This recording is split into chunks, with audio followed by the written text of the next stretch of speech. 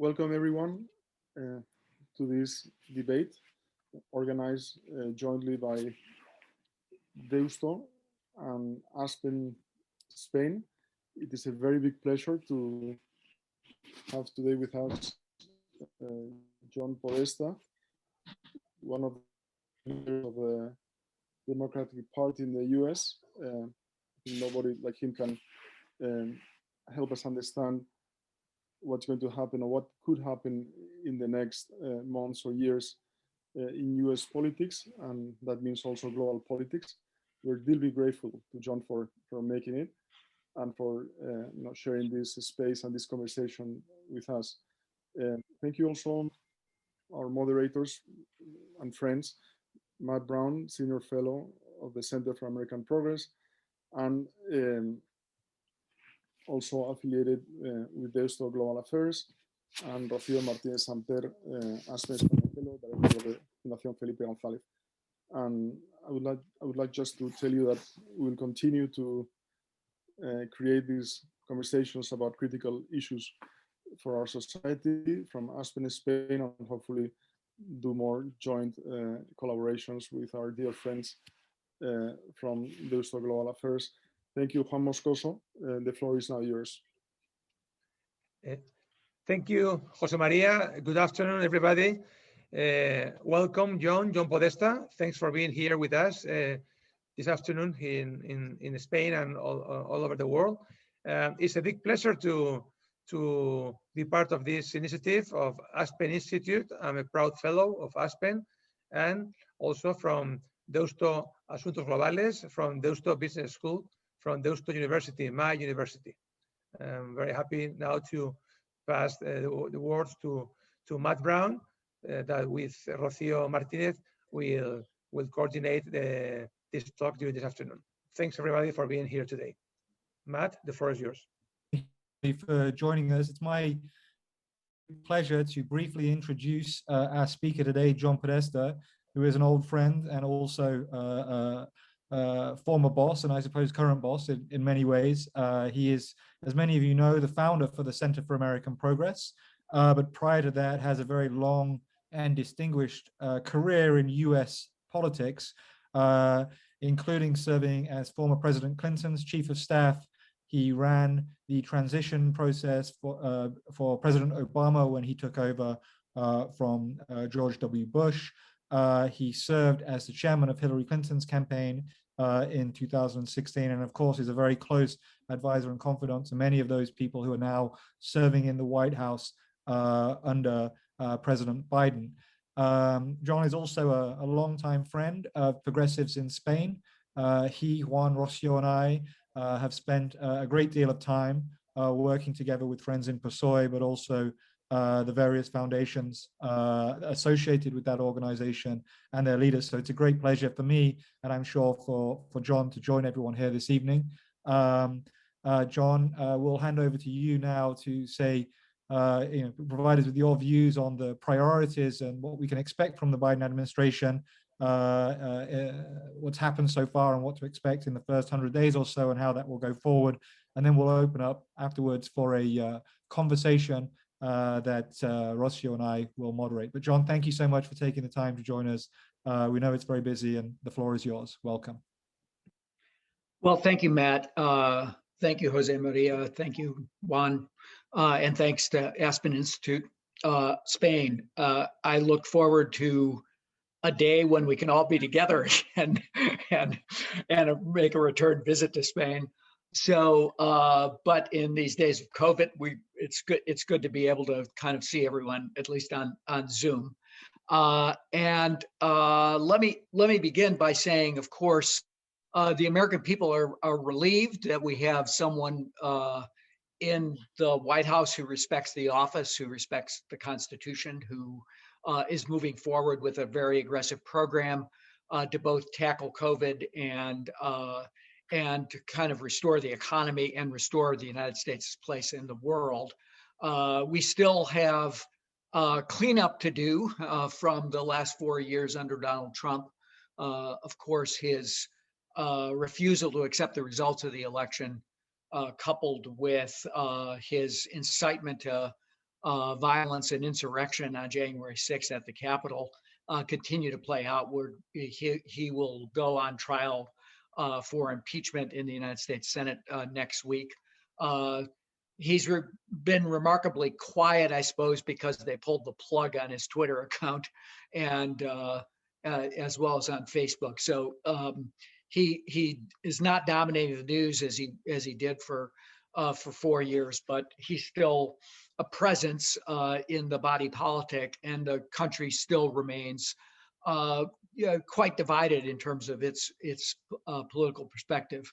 The good news is I think Biden's come into office with a strong resolve to try to bring the country together and do aggressive things to build a more just and equitable economy and get past the COVID crisis. Just this morning, a new Morning Consult poll came out that showed his job approval at 58%, which is pretty good. It's not as high as some presidents came into office with, but it's quite good. And I think it reflects the fact that he's brought a professionalism, a sense of calmness, a sense of desire to bring the country together with him to the Oval Office. I'll say a little bit more about the program, and then I won't talk too long. We just open it up for a dialogue. But just in terms of the approval, by contrast, Trump came in around 46% with a job approval, and he never got above 50. His job approval hovered usually in the low 40s. It would bounce around a little bit between the high 30s and the mid 40s. But there was a distinctive majority, I would say, who disagreed and disapproved of his conduct in the White House and his handling of the presidency, and that resulted in his defeat and the fact that Biden not only got about 8 million more votes than he did, but Biden and Harris got more votes than any president in history by a long ways, and of course won the Electoral College, including some surprising results in Georgia and Arizona, as well as the more traditional blue states, including the blue wall that when I worked for Hillary Clinton, we lost in the upper Midwest states. So things have returned a bit to normal, but as I said, the country remains divided. I think it's important to note that promises matter in a campaign, and that Biden ran on and with a kind of distinct argument that the country was facing 4 crises: the COVID crisis, of course, the resulting economic crisis, and the recession that resulted. But we also were experiencing a racial justice crisis that was manifested in the killings of George Floyd and Breonna Taylor by the police and the resulting demonstrations. But it was also manifest in disparate results by race by COVID itself. It exposed the health disparities that we have in this country. And he ran on interestingly, brought in and said he was going to tackle the climate crisis. And in order to rebuild the economy, you had to rebuild it in a green, sustainable way. And you had to do it in a way that recognized the environmental injustice, that linkage again with racial injustice and disparity that has characterized our country. And he said he was going to try to come out of the gates addressing all of that, and with a plan to rebuild the economy that would rely on more justice, more equity, a fairer deal for American workers. And I think he's ran a transition that was quite disciplined, quite thorough. You know, we have a long period of transition between our election and coming into governance, around 75 days. But they used that time both before the election and the time during that transition with focus and discipline. They didn't get thrown off, I think, by Trump's constant argument that there was election fraud when they could prove none. They didn't get thrown off by even the insurrection at the Capitol on January 6th. They kept their eyes on the ball. They built a team that promised to deliver on the problems that Biden identified in the society and his strategy for building out. So let me say a little bit that he really built his economic program and his proposition to the American people around two things. Beyond trying to restore normalcy and running on character and running on the fact that he was a decent person, which probably was the most dominant issue in the campaign, but he also ran with a clear sense of what building a more just and equitable economy looked like. It focused on really three pillars, and he's, I think, beginning to attack all of them. One is you had to get on top of COVID. You had to have a better response. Trump ignored the science, dismissed the scientists,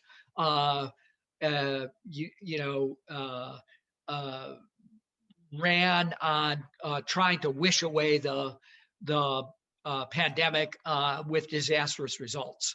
So pillar one, get on top of the virus. You couldn't restart the economy. You couldn't get people to work. You couldn't get children back in school. You couldn't get young people back in university if you didn't get on top of the virus. And that was sort of job number one. But together with that, he put major emphasis on two other areas. One is what we have come to call care work, which is really trying to provide both support in the society for child care, for elder care, for paid family and medical leave, which United States, one of the few countries that doesn't guarantee as a right, to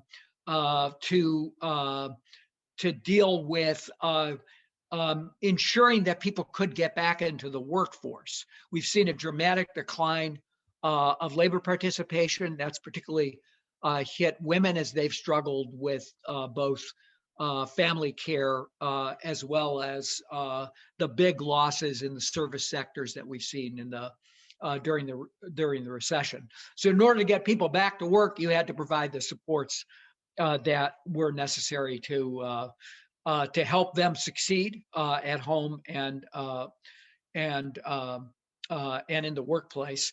And then this idea that tackling climate change was also going to spur the economy, innovation. We were going to build back better. And we needed major investments in energy transformation across all the sectors that are critical to reducing emissions: power, transportation, buildings, natural solutions, and agriculture.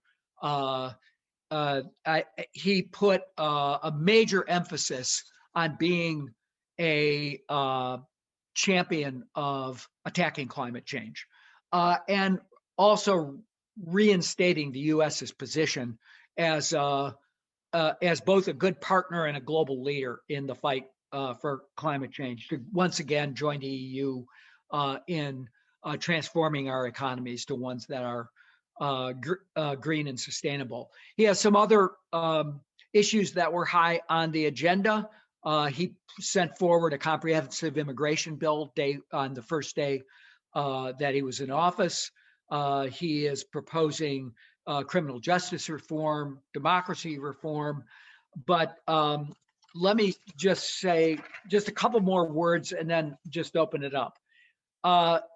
During the months of November and December, no one was quite sure whether he would be able to accomplish particularly this investment side of his agenda, because no one was quite sure who would control the United States Senate. And in addition to Biden's winning the electoral votes in the state of Georgia, the results on election day in November spurred 2 runoff elections. Democrats ended up, as you probably all know, winning both those races. Reverend Warnock and John Ossoff are now sitting in the United States Senate. That produced a 50-50 Senate. Kamala Harris, the first woman, the first person of color to occupy the vice presidency, is the president of the Senate, the tiebreaker in the Senate. So the Democrats now control the Senate. That is crucial to moving forward, even though it's still 50-50, as narrow as it can be. And the results in the House narrowed the majority that Nancy Pelosi has in the House. So you have very narrow majorities in both bodies. But it gives you the opportunity to access some parliamentary maneuvers that you see playing out now. And if you're following the US press, what's happening with respect to the COVID relief bill, which is the first thing out of the gate. It gives the chance to Democrats to move legislation through the Senate on, in essence, a partisan basis. With if they can secure the votes of all 50 Democratic senators, Harris breaking the tie, they can move legislation forward that has to do with budget and taxes, which is the most essential things that I think Biden needs to do. The first thing out of the gate is this COVID relief package. He's proposed a $1.9 trillion package. It includes, in addition to direct payments to people making under $150,000, couples making $150,000, and that actually ticks up if you have children. A payment of $1,400, which it includes extended unemployment compensation, a very substantial amount of money for vaccine distribution, aid to state and local governments, extension of paid family medical leave, relief for people who are facing eviction as a result of the COVID recession, and a bunch of other issues. It has not drawn Republican support, and the Republicans put forward a package of $600 billion. I think that's inadequate and will be rejected by the administration. So it's pretty likely that the bill that Biden has proposed will move forward rapidly. They'll probably vote on in the Senate as early as next week or the week thereafter, and they will. It's likely to be enacted by sometime in early March, which will provide a significant amount of relief for the U.S. economy. But I would call it a relief bill, not a stimulus bill. And I think they're planning to come along with another major package of investment to make good on his climate promises and arguments, with a big infrastructure package, including clean energy, clean transportation, et cetera. In the meantime, they're using, they've put together a very strong team, a lot of climate champions in their team. They've reorganized the White House by creating a White House climate office led by Gina McCarthy, the former EPA administrator, and putting John Kerry, appointing him as a special envoy for climate negotiations, and with a seat at the National Security Council table as a principal. So Biden has not only made climate change and progress on climate change central to his economic program, and of course his environmental program, but he's made it central to his national security and diplomatic program as well. And the fact that he's putting people of that stature in the White House to carry out and execute that strategy is, for those of us, I've spent my last several years largely working on climate change, both nationally and internationally. It's night and day between Trump and Biden, but it portends the ability to make tremendous progress, and particularly in cooperation with our European Union allies. So why don't I stop there and let's open it up for discussion and questions.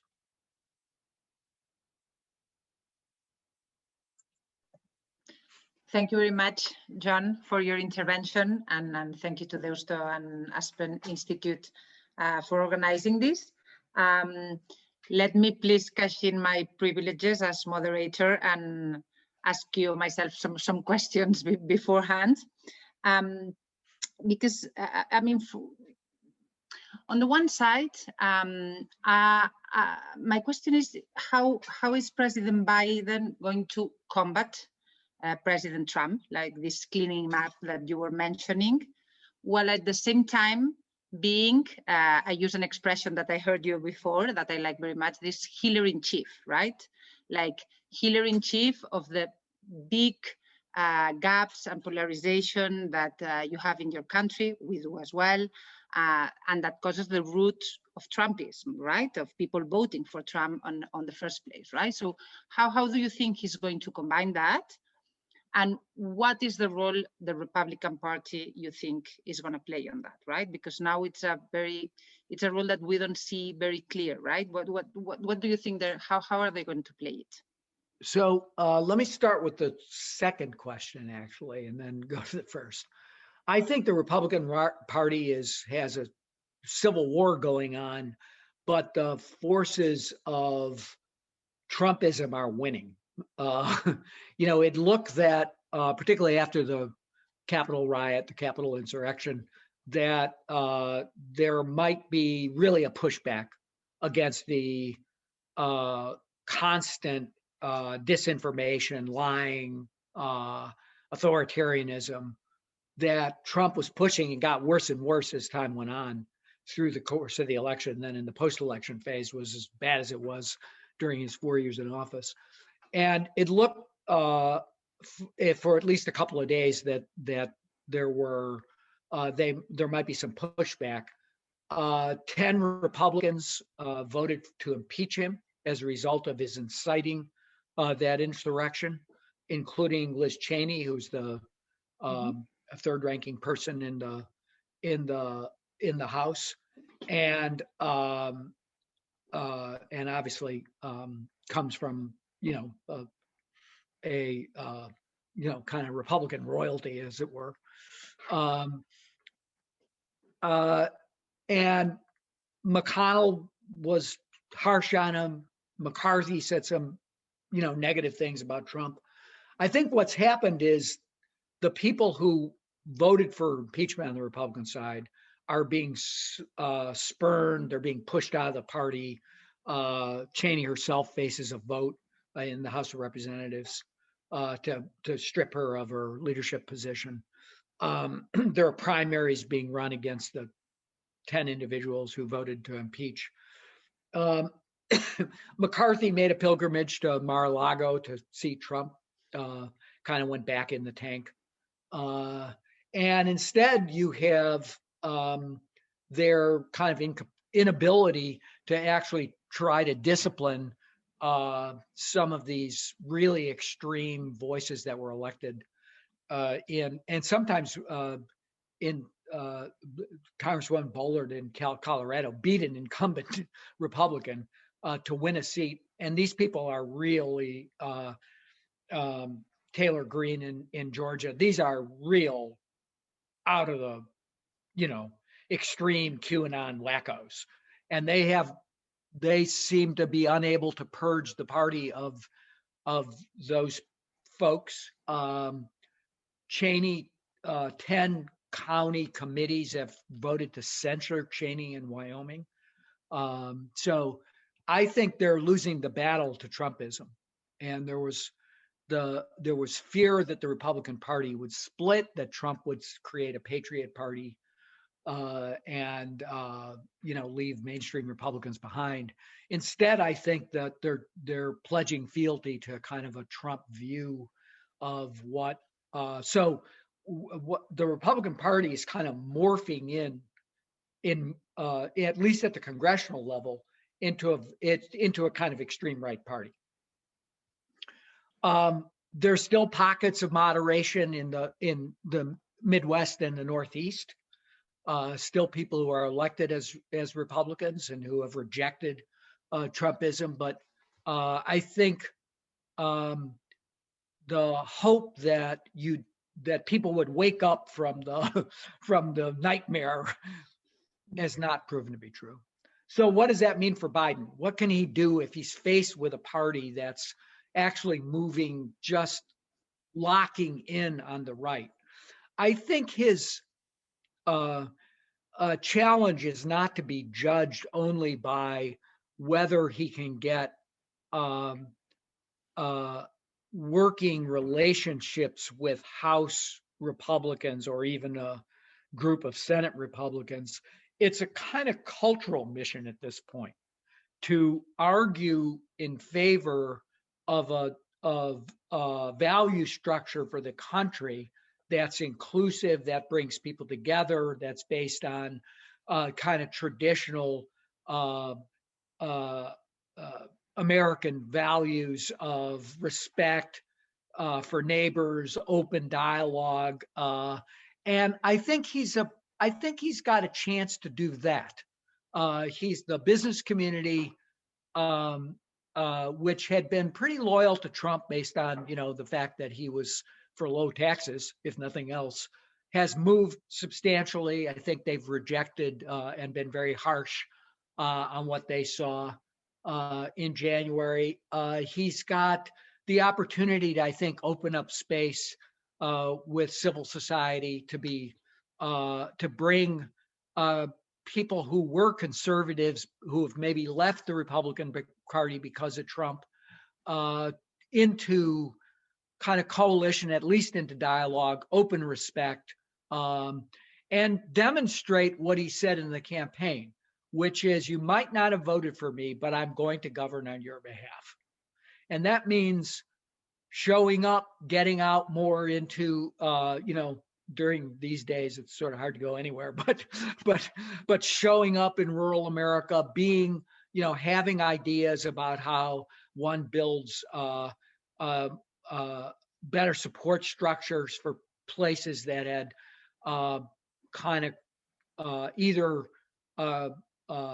fully embraced that view that the society, coast, East Coast, West Coast elites were abandoning them. Got back out there. He's good at it. That's where his heart is. That's where he comes from.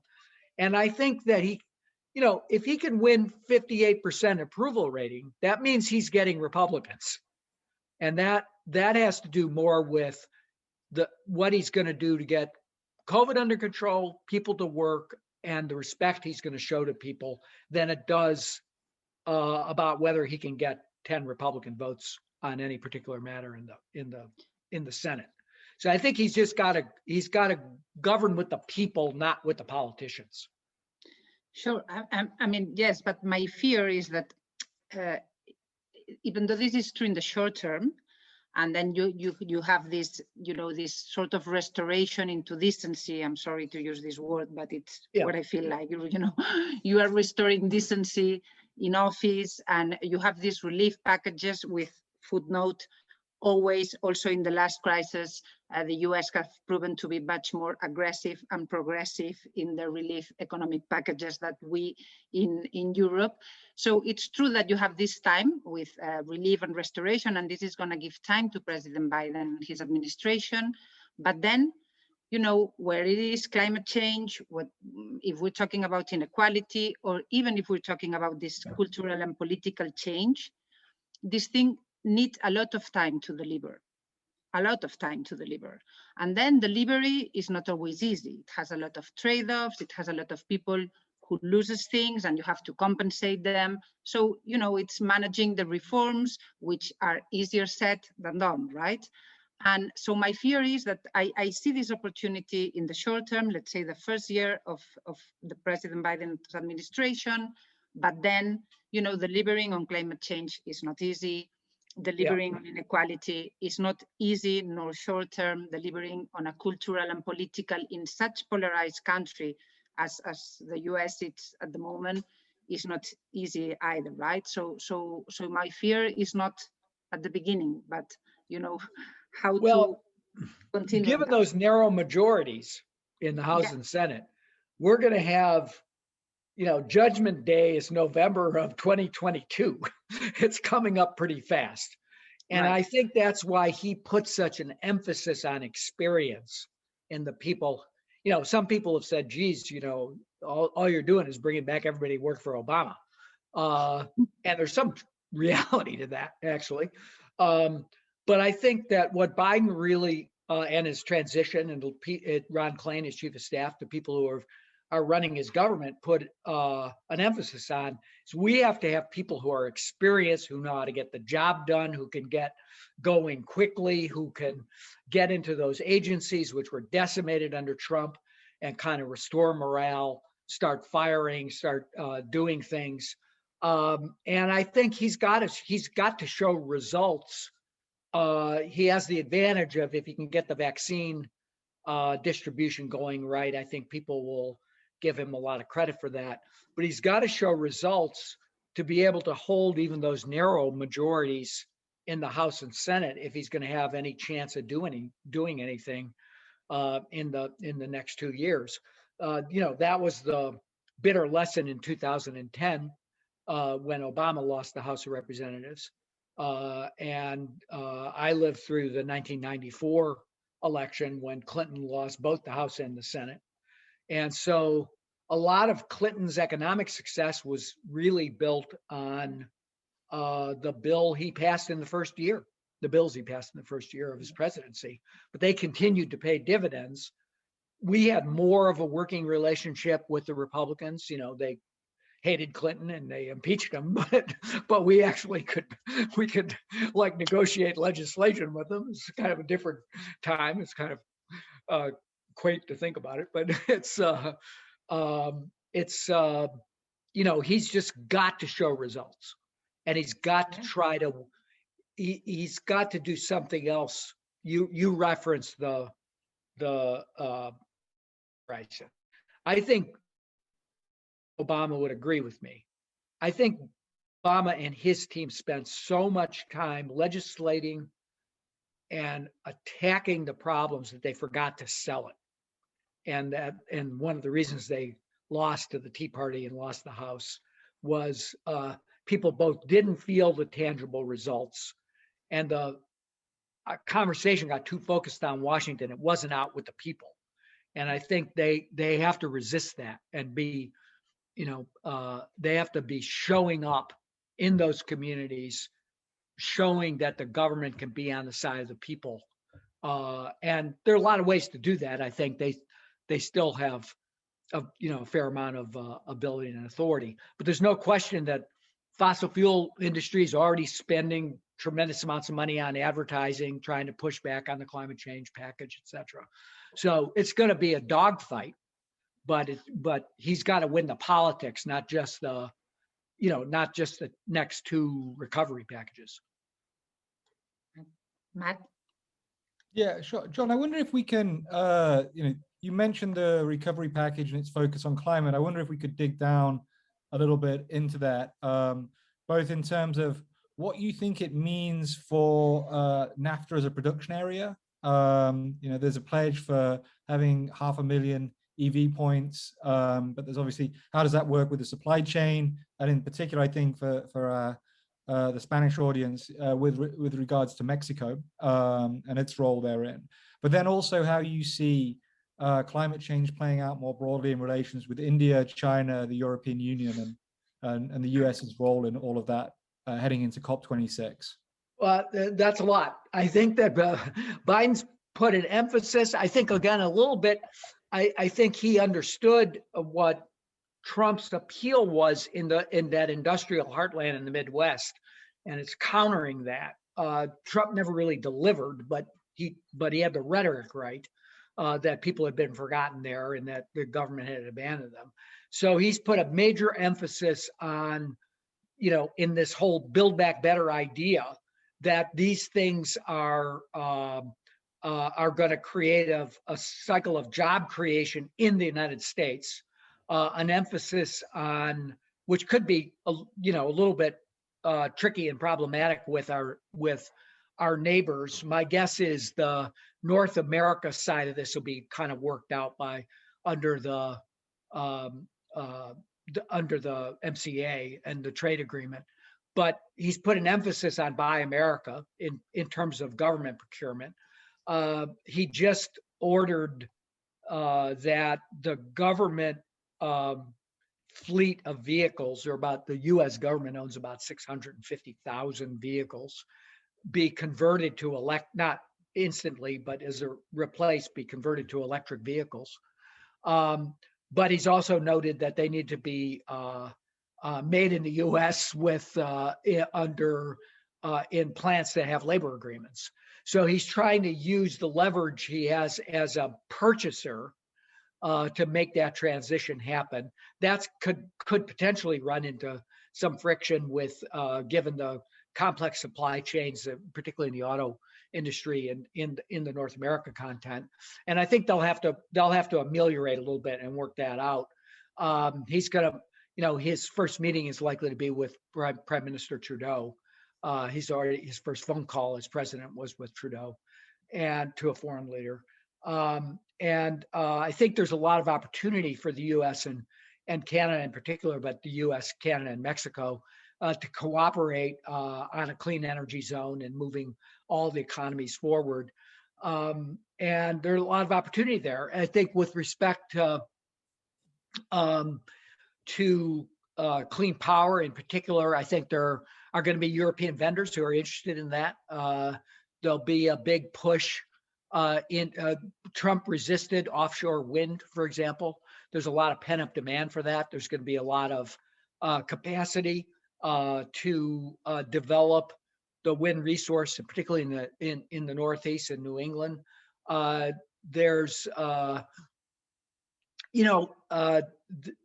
to be I think, global race to create the kind of value and technology that's going to go into a more sustainable economy.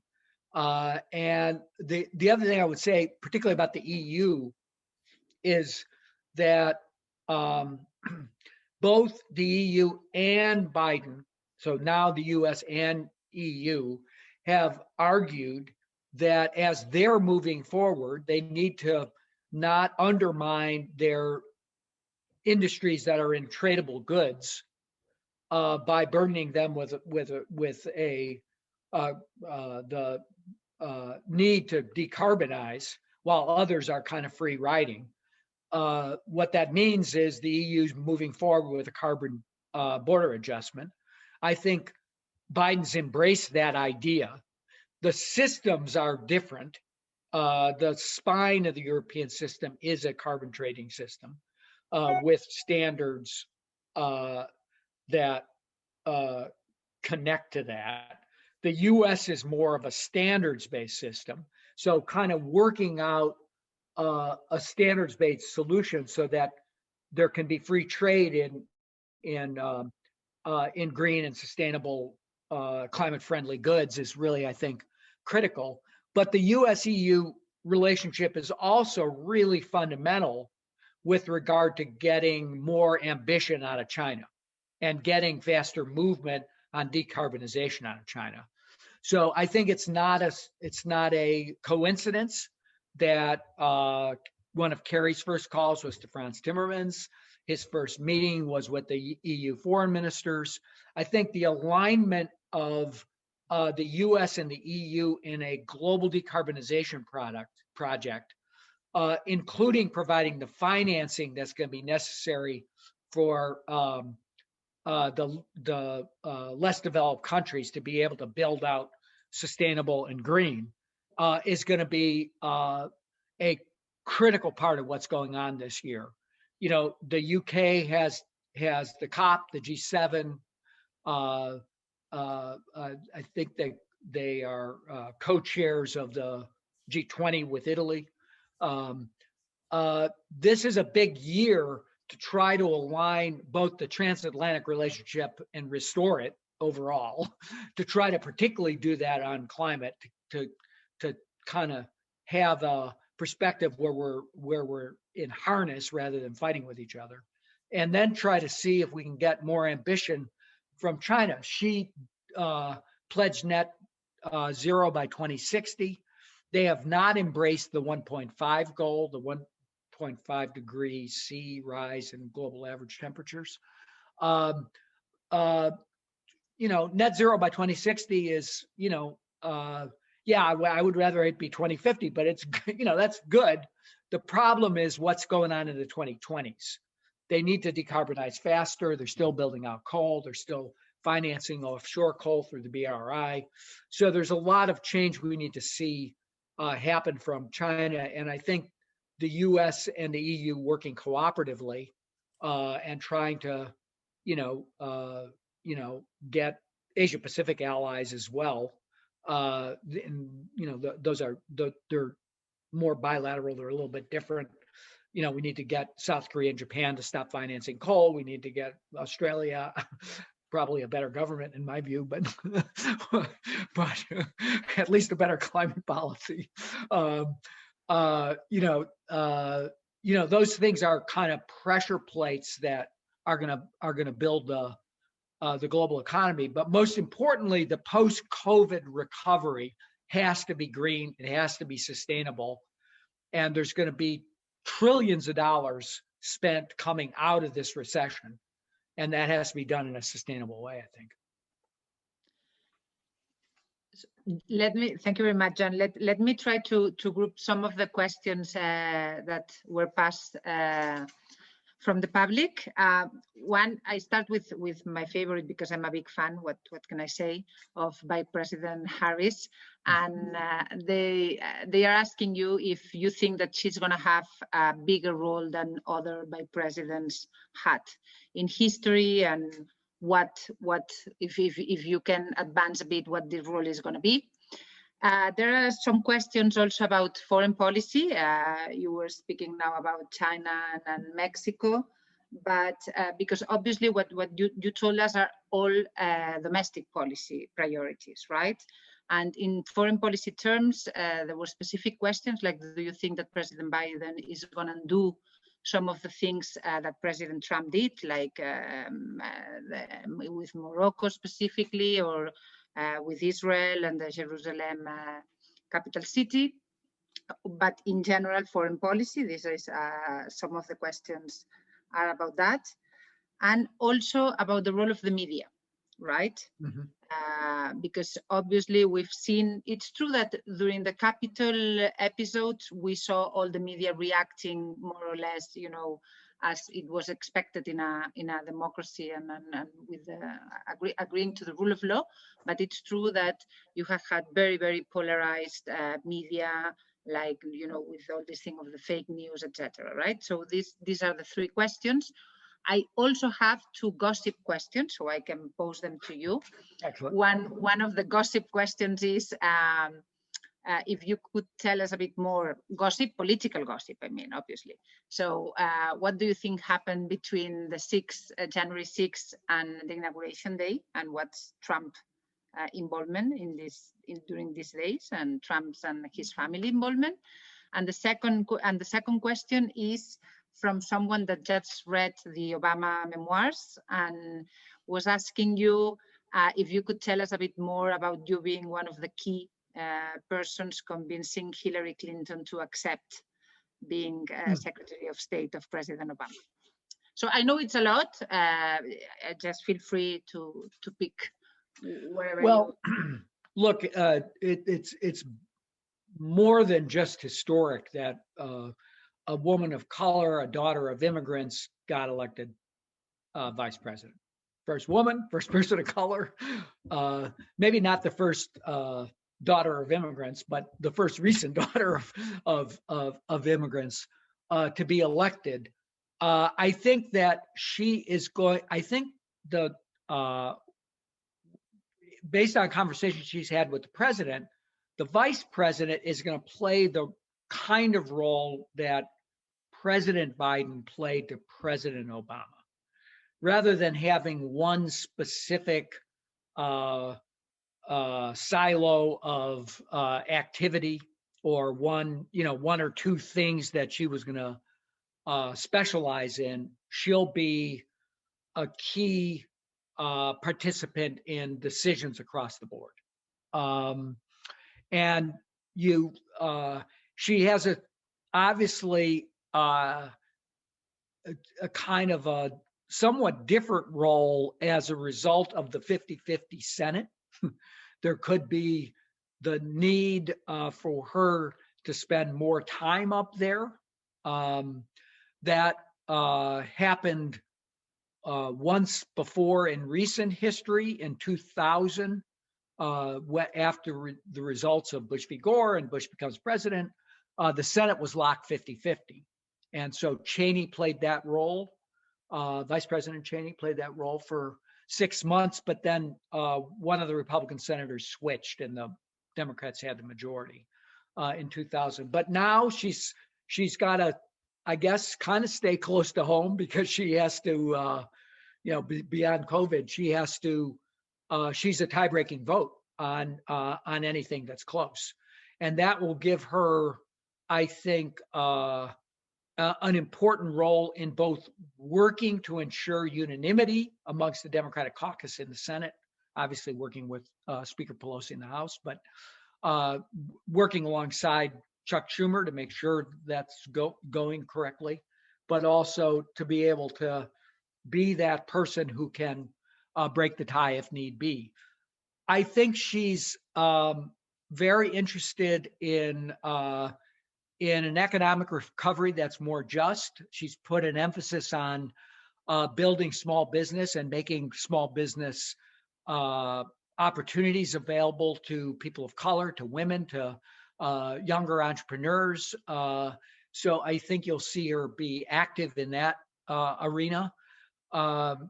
She has as a former prosecutor and I think the Attorney General will be the person who's first and foremost the person who's trying to deliver on criminal justice reform, but she has deep knowledge, a lot of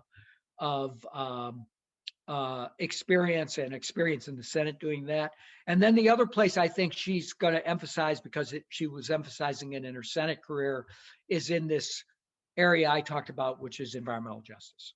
So I see a big role for her. I think you'll see her emerge as a bigger and bigger figure in American politics.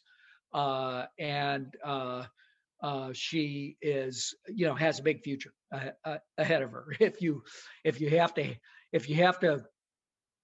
handicap who's up, who's down, who's next after Biden, she's got to be, sort of in the pole position. On general foreign policy, I think you're seeing really a rejection of the American first strategy in favor of an alliance strategy, more traditional for both parties, for the old Republican Party, the H.W. Bush Republican Party, as well as the Democratic Party. The people who are he's put in place. Tony Blinken, Wendy Sherman, Jake Sullivan, they're all well known to the foreign policy elites in Europe and around the world. They were senior officials in the Obama administration. They have a lot of depth, obviously, coming into this on trying to re-engage on arms control. They, managed to get an agreement with Russia, even notwithstanding our even more complicated relationship with Russia, to extend New START. They're going to, I think the dance on the U.S. Iran is ongoing, but it's clear that wants to re-enter the agreement as long as Iran pulls back and meets the conditions that it had under the JPOA. I think the place that Trump kind of in his own way, it's kind of idiosyncratic, but where there's more bipartisan agreement, confrontation of Chinese power projection across a broad range of issues has become a more bipartisan commitment, and I'll come back to the middle. But I think that you're going to see Biden try to construct a more coherent strategy. You know, Trump was all about the only measured thing on the bilateral trade negotiate basis, and was calling President Xi his best friend, 2 weeks before he was calling him his worst enemy as a result of COVID. So it was schizophrenic, if you will. I think Biden will have a more clear strategy to confront on human rights, on democratic rights, on power projection in the South China Sea, the intimidation of Taiwan, and then take on the trade and technology issues. I do think they'll want to try to preserve a lane of dialogue and hopefully cooperation on some of the global issues, on healthcare, on particularly on climate change, where the U.S. and China were, had a positive relationship. The Obama-Xi relationship was critical, I think, to getting the Paris Agreement done. It kind of sparked imagination for ambition that led to Paris. And I think they'll want to try to preserve that. I'm sure Kerry will want to do that, but it's going to be more difficult because it's in a context of a deteriorated bipartisan relationship. Nevertheless, I think you'll see they've put Kurt Campbell into the NSC. He's again known to a lot of people who have done foreign policy with the United States. He was the Assistant Secretary for Asia under Secretary Clinton and was sort of the architect of the Obama pivot to Asia strategy. I think they'll try to reestablish better working relationship with the treaty allies in the Asia Pacific. Try to get along with Modi in India as part of an overall strategy in the region. It's not just return to Obama because the world's changed, but you've got a bunch of values-based realists who I think are professional, and they'll try to work problems as they can. With respect to the Middle East, obviously Netanyahu doesn't have the blank check he had under Trump, and you saw that Biden just snapped back the steel tariffs that Trump took off on the UAE. So MBZ doesn't have blank check either, I guess, anymore. But I think that the general thrust of trying to make progress with the UAE-Israel treaty and then the follow-ons is something that we should welcome and try to build on. But I think that it's going to be Trump's unique personal family diplomacy. Maybe it matched up pretty well with the royal families in the Middle East, but I think we're returning to a norm of professionalism rather than just family connection. And so, I think it probably is going to be more acceptable to European thinkers in that regard. On Trump and what he did post January 6th, he's really cutting him off of Twitter and cutting him off of Facebook has meant you don't see him that much, which is a good thing. He'll find ways to get back out there. He's going to be a negative force in American life for a while, and he still has a lot of followers, many of which are truly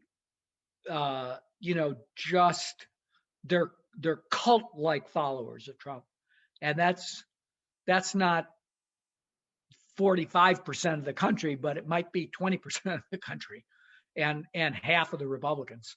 So he's going to be a negative factor, and I think Biden's going to have to deal with that, and he's going to have to deal with the disinformation in its wake.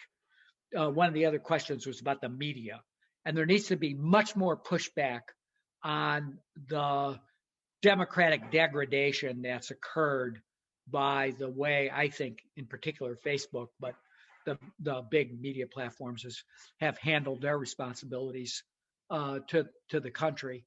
And then lastly, I mean, I thought Hillary Clinton would be a pretty good Secretary of State, and I was running the transition, or I was co-chair and basically running the transition for Obama. He wanted her as Secretary of State.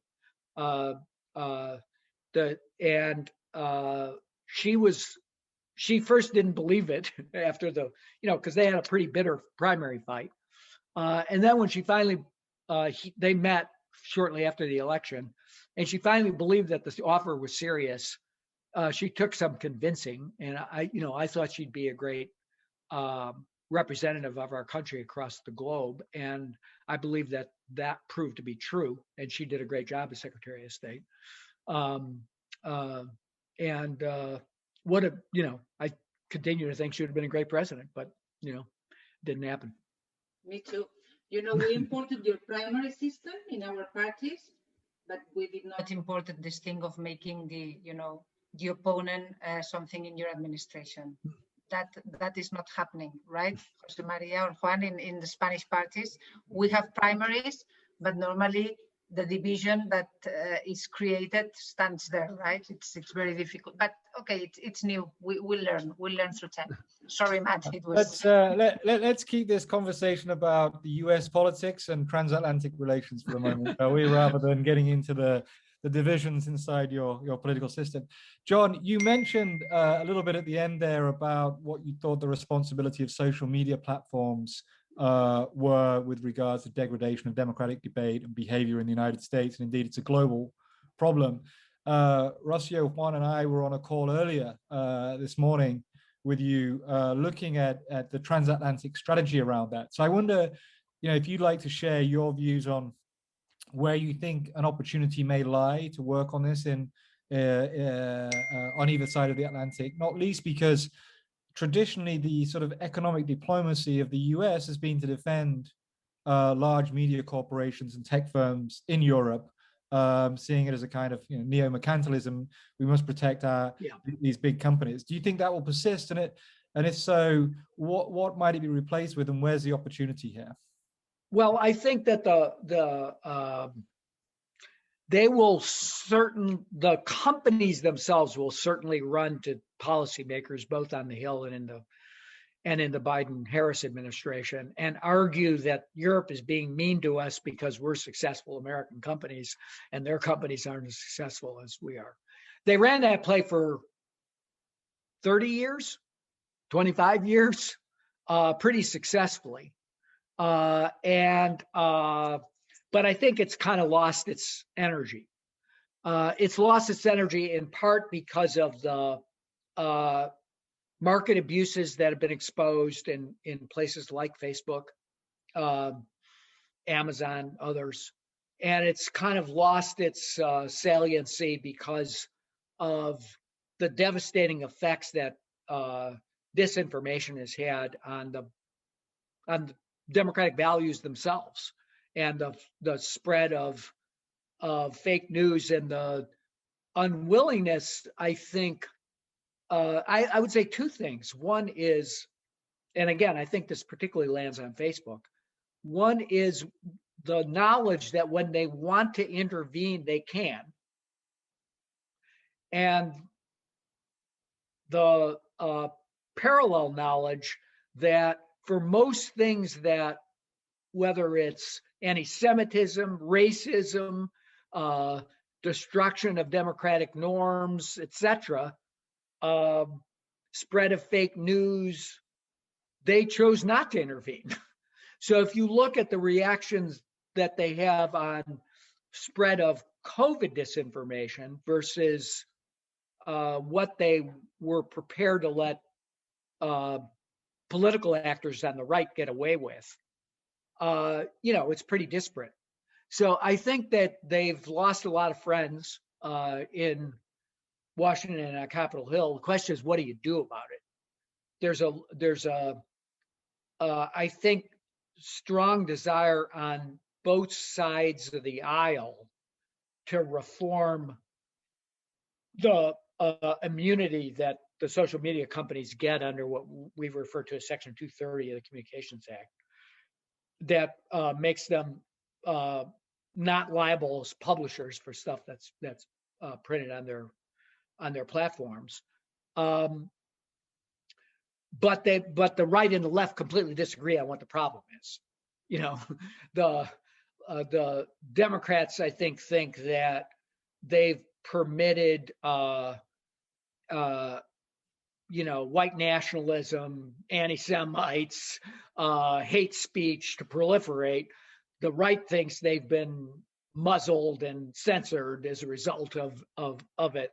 So whether they can come together on that, I'm not sure. The Trump administration got a little more aggressive on the antitrust front. I suspect that will move forward. I think the EU's approach of trying to think about regulation, not as content regulation, but risk regulation, is conceptually moving in the right direction. And I think that the companies that used to be able to rely on, as you noted, U.S. economic diplomats from Commerce, from State, from Treasury, to kind of run over to Brussels and say no, might find that the Biden administration might be in a more wait and see mode, see how this works out. I think that's definitely true. We've definitely seen that pattern in the privacy arena, where EU went first, California followed. Some chance that becomes, the California standard becomes the national standard. There's room, I think, for children's privacy following along the lines of UK, EU intervention in those spaces. So I think that there's a group of countries that care about democratic rights that should be and human rights, because in addition to completely undermining a fair discourse and a right to vote, we've seen in Myanmar and Brazil and other places, India, the use of social media as in violent ways to attack human rights. So I think they got to pay the piper in a sense. They've been let to self-police for far too long, and I think it's time for more intervention by democratic structure. John, I might just follow up on that with a question about politics on the Democrat side. So you alluded to the challenges facing the Republican Party with Trump, and then you mentioned that Kamala Harris, the vice president, will be well handicapped. Should there, in terms of questions of who may succeed President Biden. But I wonder if you can talk a little bit about unity within the Democratic Party and whether there is tensions between the different wings of the party. I know there was much speculation immediately after the election about why performance in the House races had not been as good as expected, and whether that was down to them not pushing a progressive enough agenda versus a more moderate agenda, and speculation that Bernie and the squad led by AOC might be, Ocasio-Cortez might be disgruntled with Biden's style of governance. Is that something you see playing out now, or perhaps in the future? How do you see the future of politics inside the Democratic Party? Well, there's no question that I think Trump helped unify the party. Being against Trump was something everyone could agree to, and that made the political job a little bit easier. But I think that the Biden team handled, particularly the left of the party, with a fair amount of political skill by early on. You know, Bernie had a very different attitude himself coming out of the Super Tuesday primaries than he did in 2016. But beyond that, I think Biden did a lot of outreach. They seemed to get along well personally. They created those joint working groups between the Bernie forces and the Biden forces. The climate team was co-chaired by Ocasio-Cortez and Kerry. It produced good results. They had a platform that people could agree to without too much grumpiness. And they continued that through the election. Now, as I said, I think Trump made that task a little bit easier. Without him, there might be a little bit more tension. But so far, I think all the indications are that the Biden team is getting the balance right. They're listening to the progressives. They're putting forward progressive solutions, but they're doing it on things that are widely popular, popular even amongst Republicans. Those investments I mentioned, the COVID relief package, is widely popular across the political spectrum, including with more moderate Republicans. So so far so good. But to put a sharp point on what you're asking, Matt, with the House can only afford to lose 4 or 5 votes. In the Senate, you can't afford to lose any if you're doing reconciliation. That means you have to produce legislation that Joe Manchin and Alexandria Ocasio-Cortez can both vote for. So, that's going to take a lot of task. Yeah. That's going to take a lot of listening, a lot of diplomatic skill. They're not all going to fall in lockstep. They're going to have to, negotiate. Nobody probably gets everything they want, but I think that neither side can be ignored in that equation, because you can't lose the left in the House. You can't lose the Manchin and Cinemas in the Senate. So you've got to be able to come forward with solutions that are widely embraced by the public, that Democrats strongly support, and then I think you could get,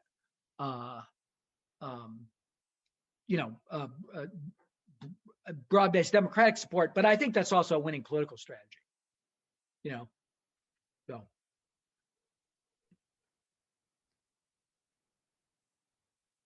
Rossio, do you want to come in, my dear?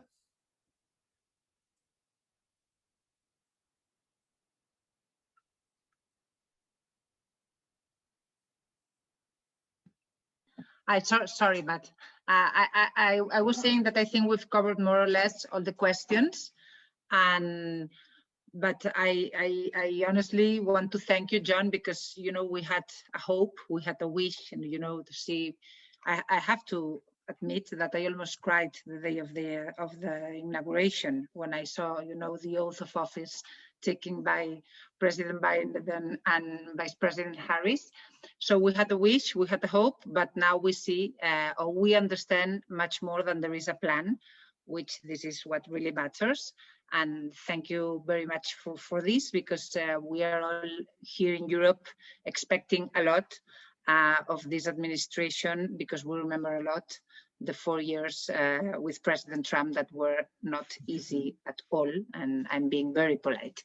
So thank you very much to you and to the organizations. I don't know if you want to, Juan, do you want to take the floor, or you, Matt? Sorry. Thanks, John, for being here today with us. It's been a pleasure, and thanks from Aspen Institute, Spain, and also from Deusto University. It's a very big honor for us to have you with us today. Thanks, John, as always. It was a pleasure, and I hope to see you in Madrid. Please Yes, come soon. as soon as you can. Thank you, everyone. And we look forward to more debates.